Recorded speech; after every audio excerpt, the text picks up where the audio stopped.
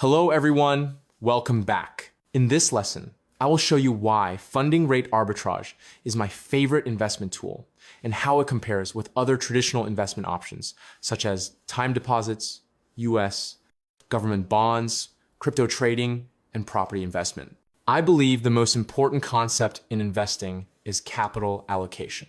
I always encourage you to diversify your investments across different tools. But funding rate arbitrage is definitely one of the most powerful strategies that I personally recommend. Let's begin with ROI, which stands for Return on Investment. ROI tells you how much profit you earn compared to the amount of money you initially put in. It's always shown as a percentage, and it's one of the simplest ways to compare whether one investment is more effective or more profitable than another.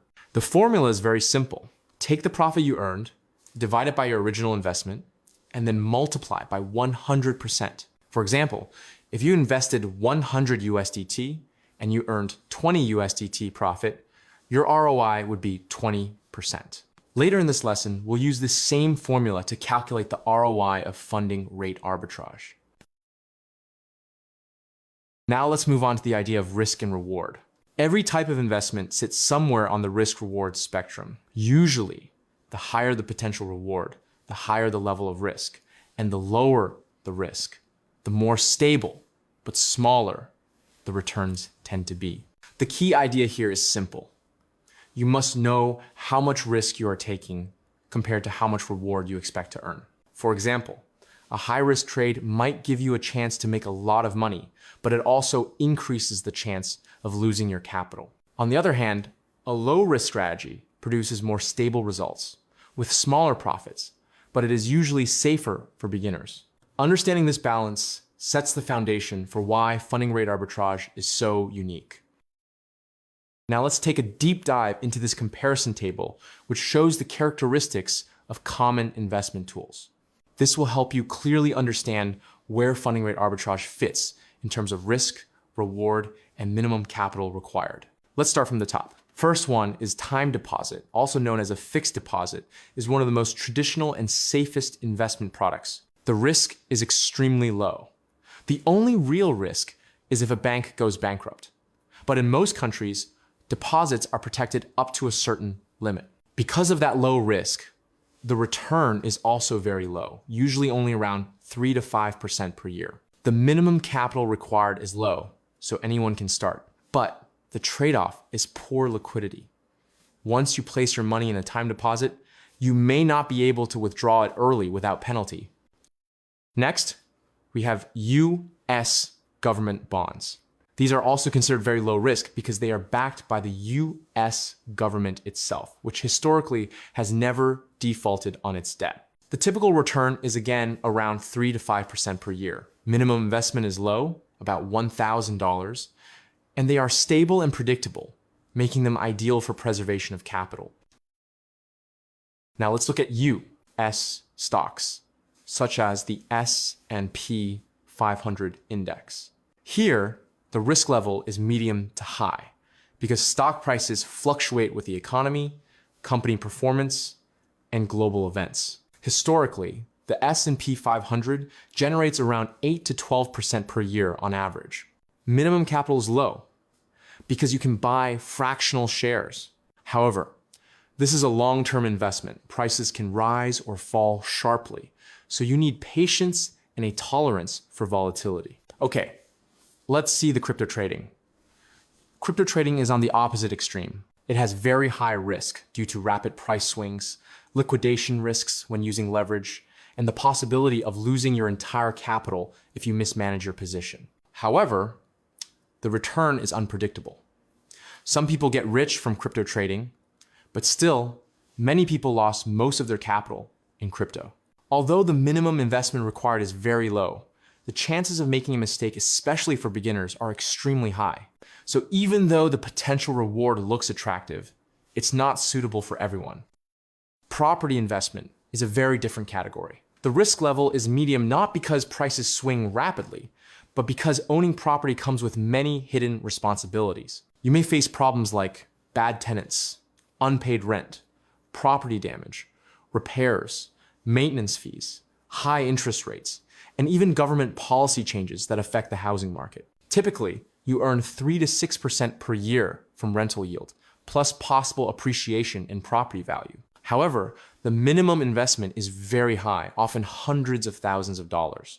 Liquidity is also low. Selling a property takes time and usually high transaction fee, such as agent fee. It may take about 1 to 2% and capital gain tax from government. Finally, we have funding rate arbitrage. This strategy stands out because the risk level is relatively low, much lower than normal crypto trading, since we use a delta neutral setup, meaning we hedge the market direction by opening both long and short positions at the same time. The typical ROI can be surprisingly high, around 30% or more per year, and sometimes significantly higher when market conditions are favorable, with very low maintenance costs compared to crypto trading. The minimum investment required is extremely low, often just 50 to 200 USDT to get started. You can generate daily income, and your results do not depend on whether the market goes up or down. That means you don't need to predict the market, and you can enjoy more personal time while earning passive income. That's what we want for investment, right? Of course, you still need to set up the funding rate, arbitrage positions, and you still need to monitor the funding rates. They are all routine jobs when you get used to it, but the reaction time required is much smaller than active crypto trading. The chance of earning consistently is also much higher compared to regular crypto trading. Overall, the main requirements for this strategy are knowledge and discipline, not large capital. If we look at the big picture, time deposits and bonds are safe, but slow. Stocks offer better returns, but also higher volatility. Crypto trading is high risk, high reward. Property investment is stable, but requires huge capital and time. Funding rate arbitrage sits in a sweet spot. Low capital, low market risk, and high potential ROI, provided you understand the method. This is why I find funding rate arbitrage attractive. It combines the stability of hedged positions with the high return potential normally seen only in more aggressive investments. Wow, 30% per year is much more than traditional investment tool. How can I get that? Before I show you the ROI calculation, let's look at the idea of the net funding rate. This is simply the total funding you earn across two exchanges from two opposite positions, one long and one short. In funding rate arbitrage, you always open a long position on one exchange and a short position on another exchange. Each exchange has its own funding rate. When you add the two funding rates together, the result is your net funding rate. This number represents your real earning power per funding cycle. Now let's apply the formula. Net funding rate equals the funding rate from exchange A plus the funding rate from exchange B. If the sum is positive, you make money. If the sum is negative, you lose money. Here's an example. Exchange A has a positive funding rate of 0.05%, and exchange B has a negative funding rate of 0.03%. When you combine them, 0.05 plus 0.03 equals 0.08% net funding. This 0.08% is your actual profit per cycle. ROI calculation case 1. Let's take a closer look at how this affects real profit in case 1. In this example, each exchange uses 1,000 USDT of margin with 6 times leverage, which creates a 6,000 USDT position on both the long and short sides. Suppose the funding rate on exchange A is 0.005%, and on exchange B, it is plus 0.005%. The net funding rate is 0.01%. This means each exchange generates 0.3 USDT every 8-hour cycle. Over 24 hours, that becomes 0.9 USDT per exchange, or 1.8 USDT total per day when you combine both sides. Now, if we annualize the daily return, 0.9 USDT times 365 equal to 328.5 USDT per exchange. Since we have 2 exchanges, that's a total of 657 USDT per year. Because the invested amount is 2,000 USDT, we can plug this into the ROI formula. ROI equals 657 divided by 2,000 equals 32.85% per year. So in case one, under very conservative conditions, you are earning roughly 32.85% annual ROI. Now let's move on to case two and see how the profit changes when the funding rate conditions shift slightly. In this situation, everything about the setup remains the same. Each exchange still uses 1,000 USDT of margin with 6 times leverage, giving us a 6,000 USDT position on both sides. However, the funding rates are slightly different compared to case one. This time, Exchange A has a funding rate of 0.01%. Exchange B has a funding rate of 0%. Now, even though one exchange shows negative funding and the other shows 0, our net funding rate, which comes from adding both rates together, still equals 0.01%. This is exactly the same net rate as case one.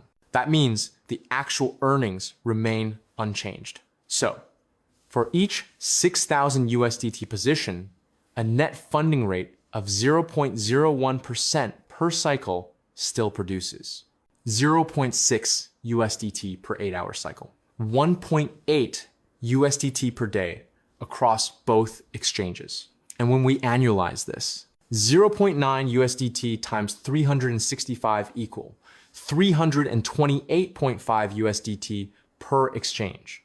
That's 657 USDT total per year, which leads us to the same ROI. 657 over 2,000 equal 32.85% annual ROI.